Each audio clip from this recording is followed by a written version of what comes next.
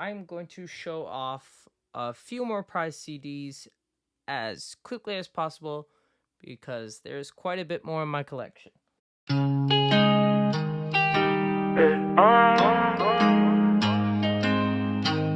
So let's go, starting with my NF collection. Therapy Session. Oh, I love this album. I love most NF albums, but this one holds a special place in my heart because of tracks like How Could You Leave Us, Oh Lord, and Real. It's a very good album, has stood the test of time. Even when NF's new stuff, it stands up on its own as being pretty good. With NF's CDs, you'll see that most of them are aesthetically the same. They all have a very similar CD itself. We got some credits here. And this is the album with the only thing in little booklet. There's a therapy session picture, but here's the different part. We got like a mini poster. It's so cool. I mean, I've only gotten posters with Justin Bieber's CDs. Perception, chart topping, we all know the track list. Hits like Lie, My Life, 3 a.m., and obviously Let You Down, the song that blew NF up. Funny story, like I said, same text. Funny story, I actually was listening to NF about a year or two before he really blew up. And Pure Black. And I heard Let You Down when it first came out, and I really liked it. And I was singing it around my cousins. Trust me when I say there's absolutely nothing in there. This is basically the best photo you're going to get. I don't want to struggle getting everything out, but you see there's jail bars in there from the little cell box, but that's like it for Perception. But I listened to the song, I was singing the lyrics, and my cousin's like, man, you sound like a crazy guy. Are you okay? And I was like, no, it's NF. And she's like, man, that stuff sounds weird and dumb. And I was like, okay, fine, whatever. 3 months later, I've moved on from Let You Down. That's not my favorite song. It was probably like, let me look at the track list. I think I was on that time either 3 a.m. or Lie. I remember listening to the album and driving in the car with my cousin, and then on her Pandora, she had hits playing, and then NF's Let You Down comes up. I didn't know it was a hit at the time, but she's like, do you know this guy named NF? I'm like, yeah, I know NF. And she's like, oh, he's so good. He's amazing. And I'm like, didn't I show you this song already? And she goes, did you? And I'm like, you said it sounded terrible. And she's like, no, I didn't. I was not happy at that point. I've repeated this story a million times. She's sick of hearing it. But still, it just proves to show that people don't care about you until you're famous, essentially. You know, I was crazy for listening to that. But then the instant NF blew up, oh, I knew his music. NF had a lot of pressure to keep up with expectations of Perception, and I believe he not only knocked it down, but beat Chance the Rapper, who had an equally highly anticipated album. The Search was a nearly perfect album in my expert opinion.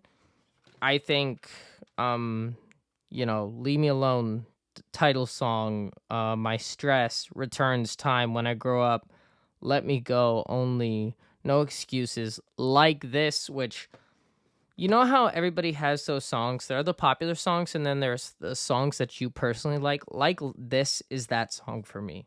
I cried when I first heard that. Why, Options, Trauma, Thinking. It's an almost perfect album. The artwork consists of just that, I don't know what to call that, endless desert of just nothingness with the balloon. Very simple art, mainly from the music video. You got the color white this time. Same thing as the album. And I'm telling you, absolutely nothing in there. And finally, the latest from NF, Clouds the Mixtape. Oh, NF has so much expectations, and yet somehow he does not seem to crumble under the expectations because, my goodness, this is a good mixtape. First of all, that artwork is epic. Second, I mean, look at that track list. Clouds, That's a Joke, Just Like You, Story, Prideful, Lost, Layers, Drifting, Trust, Paid My Dues. The only song I don't like is Drifting or Prideful, and those are not bad songs. And we got black, dark blue, white, and now we got silver. Telling you, nothing in there, don't even want to try, even if it slips out. I just don't want to. I'm not in the mood.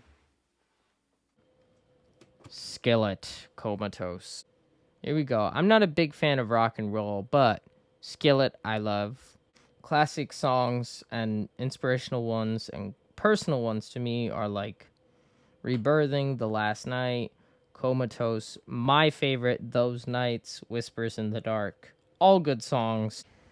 I really love how the Skillet albums, like the art there's a lot of art. There's a lot to pick up on. You got all this computers and stuff, and no two CDs are the same.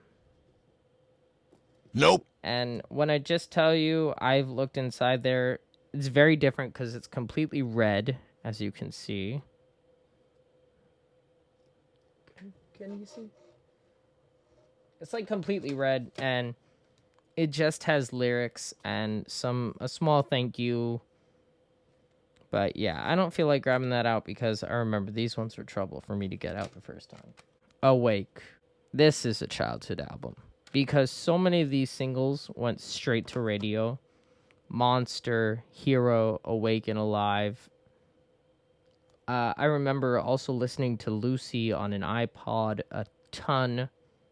And the older I got, when I listened to full, complete albums, songs like One Day Too Late, It's Not Me, It's You, Forgiven, they mean a lot to me, and I love all these songs.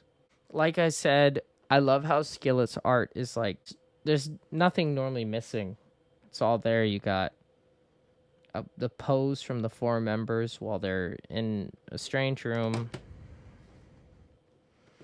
The front guy who's covered in bandages. And this one I will show you because this one's interesting. All white. And if you can see, the textures on the CD are meant to replicate like a bandage. So it's like bandaged textures. It's really nice. And here is just a piece of Band-Aid left. Or bandage. Band-Aid. Ah, the power of editing. That just took like 5 minutes to try and get out without ripping it. And I succeeded. But this is what I wanted to show you. It's really nice. It there's like a plot. Because here, it's him covered completely in bandages. And here, he's getting unraveled. It's really nice. Like their other album, there's lyrics. Thank you notes, and that's it. But still, I think the Band-Aid pictures is really cool. Last but not least for today, I'm showing off my Owl City CDs. And these mean a lot because Owl City was one of those artists. When I was little, it was Toby Mac.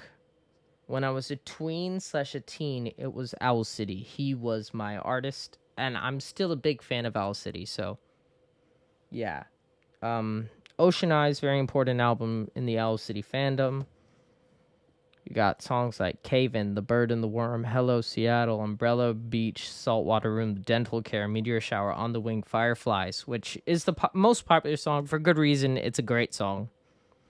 The bonus disc, Hot Air Balloon, Butterfly Wings, Sunburn, Seattle Remix, If My Heart Was a House, and Strawberry Avalanche. All amazing songs. Colorful artwork. Love it. The bonus CD is blue while the main is white. We got a message here that's on every single album, which says, endless praise to all involved in the making of this, and all praise and glory to Jesus Christ, whom I owe everything. Really nice little caveat there, if you ask me.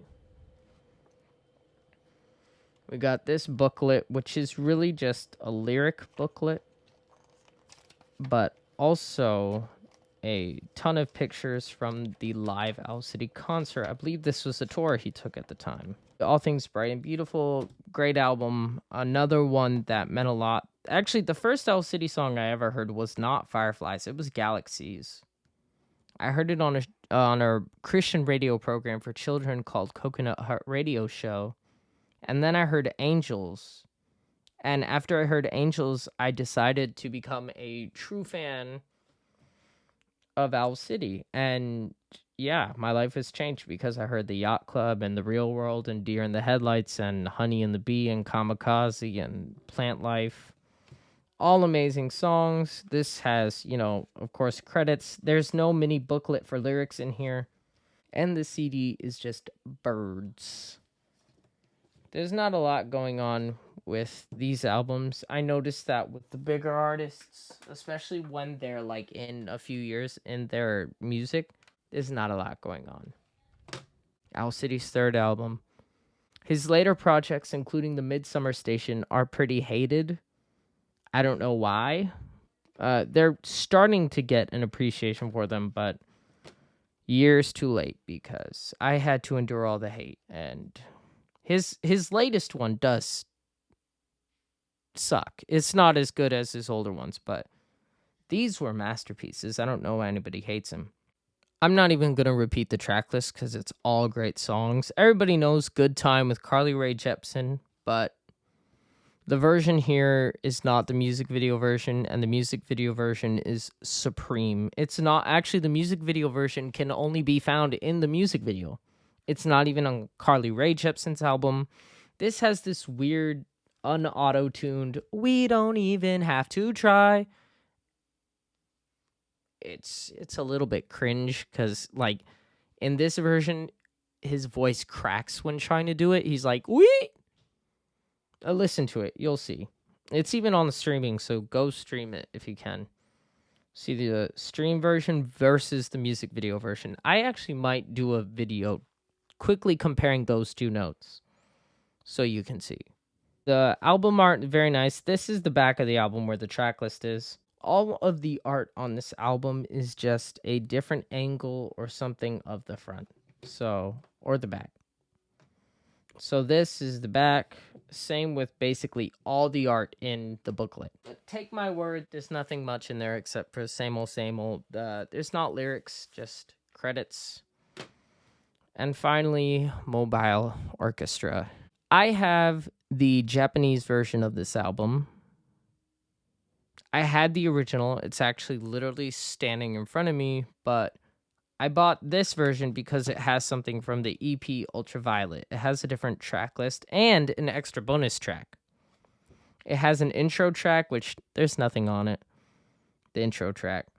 Up All Night, which is from Ultraviolet, which is only available digitally. So Up All Night is a track I needed. And Tokyo by Owl City, and Sekai no Owari, which means end of the world in Japanese. They're a J-pop band, and it also shuffles a few tracks around here. The American, the Japanese. I'll give you can pause the video and see the differences, but 10 tracks, 13 tracks. Can't Live Without You ends the Japanese. Can't Live Without You is third to last in the American. There are differences, but other than those very few differences, it's pretty much the same. Packaging.